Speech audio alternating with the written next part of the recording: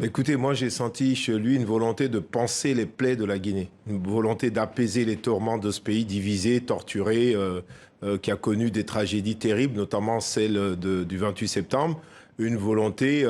de faire en sorte que les Guinéens se réconcilient avec eux-mêmes, avec comme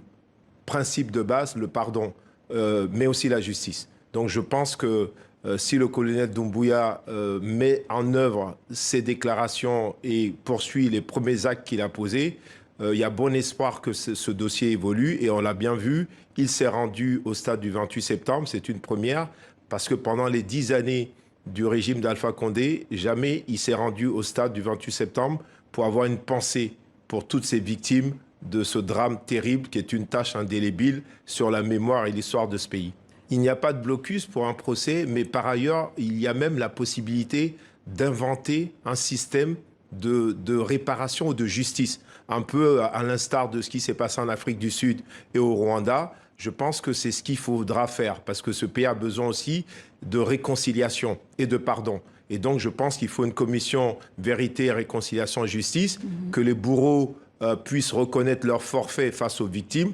demander pardon et réparer, et que l'État contribue à la réparation. Parce que nous avons rencontré des victimes, nous avons parlé avec beaucoup d'entre elles, et pour beaucoup, ce qui compte, c'est retrouver les corps de leurs chers disparus, mais c'est aussi obtenir réparation. Parce que ceux qui sont disparus, bien souvent, c'était des chefs de famille,